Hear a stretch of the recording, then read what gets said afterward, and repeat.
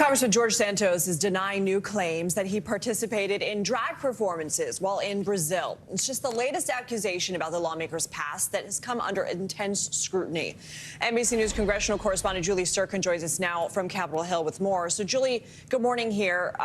The issue here, obviously, is if it was kept hidden, and also he's expressed some anti-LGBTQ views. Santos, obviously, you mentioned a big one that we heard about this week, which is perhaps the least offensive of these revelations that we've been finding out about, but he's responded to it first. This caught my eye because he's ignored all of these allegations against him, from campaign finance allegations to lying about just everything in his past. And he chose to address this one with a tweet yesterday saying, quote, "The most recent obsession from the media claiming that I am a drag queen or performed as a drag queen is categorically false. The media continues to make outrageous claims about my life when I am working to deliver results." But what's awkward for Santos here is that my colleague Kate Santos actually spoke to two people from Brazil. One, a drag performer who said, who shared that video you see on your screen, who said that he knew George Santos when they were in Brazil, when George Santos was, quote,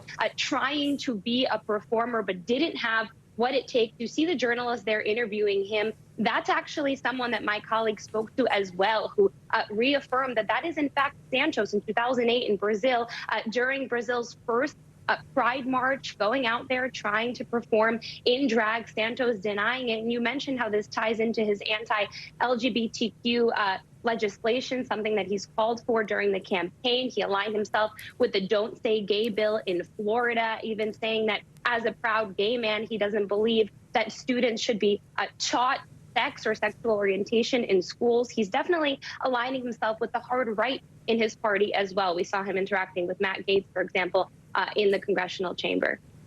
The congressman is also pushing back, Julie, against reports that he took funds from a veteran's dying dog.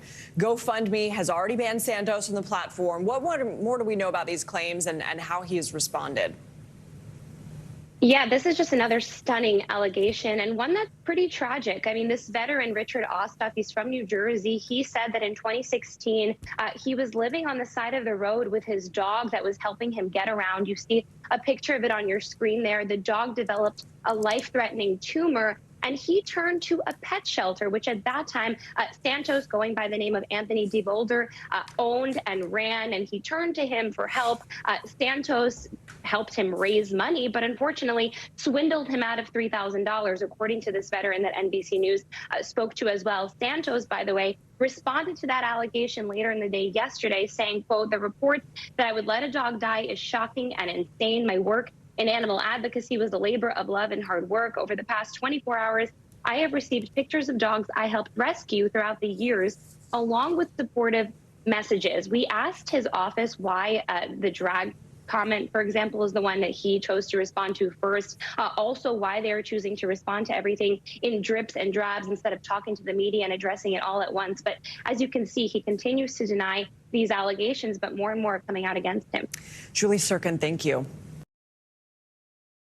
Thanks for watching our YouTube channel. Follow today's top stories and breaking news by downloading the NBC News app.